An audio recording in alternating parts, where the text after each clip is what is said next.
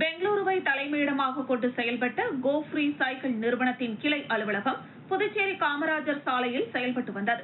இந்த நிறுவனம் வாடிக்கையாளர்களுக்கு பல மடங்கு லாபம் தருவதாகவும், அதன்படி புதுச்சேரி வரும் சுற்றுலா பயணிகள் அதிகம் சைக்கிள் பயன்படுத்துகிறார்கள்.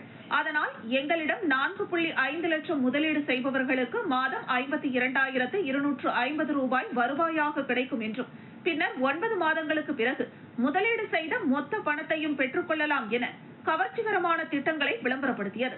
இதனை உண்மை என நம்பிய புதுச்சேரி மற்றும் தமிழக பகுதிகளை சார்ந்த 1000த்திற்கும் மேற்பட்டோர் சுமார் 50 கோடி ரூபாய்க்கு மேல் முதலீடு செய்ததாக கூறப்படுகிறது. சில மாதங்கள் கூறியபடி மாதந்தோறும் பணத்தை திருப்பி செலுத்திய நிலையில் திடீரென அசல், வட்டி என எதுவும் தராமல் முறைகேடு செய்கிறது என்று புதுச்சேரி சைபர் கிரைம் காவல்துறையினருக்கு புகார்கள் சென்றன. அதன் அடிப்படையில் கடந்த ஏப்ரல் 3ஆம் தேதி அந்த நிறுவனத்தில் அதிரடி சோதனை செய்ததில் கணக்கில் வராத 2 கோடியே 50 லட்சம் ரூபாய் பணம் சிக்கியது. அதிக அளவு பணம் கைப்பற்றப்பட்டதால் அமலாக்கத்துறைக்கு தகவல் தெரிவித்ததன் அடிப்படையில் அமலாக்கத்துறை சென்னை பிரிவின் இணை இயக்குநர் நளினி ரவிகிருஷ்ணன் தலைமையில் வந்த அதிகாரிகள் சைக்கிள் நிறுவனத்தை சோதனை செய்து லேப்டாப், ஹார்ட் டிஸ்க், பென்டிரைவ் உள்ளிட்ட முக்கிய ஆவணங்கள் மற்றும் கைப்பற்றப்பட்ட பணத்தை பறிமுதல் செய்து எடுத்து சென்றனர்.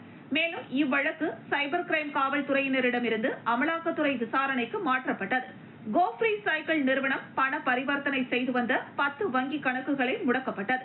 தொடர்ந்து நடைபெற்ற விசாரணையில் 2வது குற்றவாளியான புதுச்சேரி மண்டல மேலாளர் அஜய் முருகனிடம் நடத்திய விசாரணையில் முதல் குற்றவாளியான கோ ஃப்ரீ சைக்கிள் நிறுவன தலைமை செயல் அதிகாரி நிஷாந்த் அகமது சென்னையில் பதுங்கியிருப்பது தெரியவந்ததை தொடர்ந்து நேற்று அவரை அமலாக்கத்துறை அதிகாரிகள் கைது செய்து சுமார் 8 மணி நேரத்திற்கும் மேலாக விசாரணை நடத்தினர்.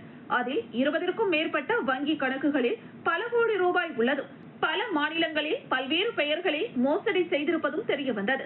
மேலும் தமக்கு கர்நாடகாவில் கோ ஃப்ரீ சைக்கிள் என்ற தொழிற்சாலை இருப்பதாக நிஷாந்த் அகமது தெரிவித்த நிலையில் அது விசாரணை அதிகாரியை ஏமாற்றுவதற்காக ஒரு நாள் வாடகைக்கு எடுத்து தொழிற்சாலை இயக்குவது போல் போலியாக செட்டப் செய்ததும் தெரிய வந்தது. மேலும் கடந்த 2018 கேரளா மற்றும் பெங்களூரில் லிங்க் லைன் பைக் என்ற பெயரில் MLM பாணியில் பல கோடி ரூபாய் மோசடி செய்திருப்பது அமலாக்கத்துறையினருக்கு தெரிய வந்ததை தொடர்ந்து அவரை புதுச்சேரி அழைத்து வந்து நீதிமன்றத்தில் ஆஜர்படுத்தி காலப்பட்டு மத்திய சிறையில் அடைத்தனர்.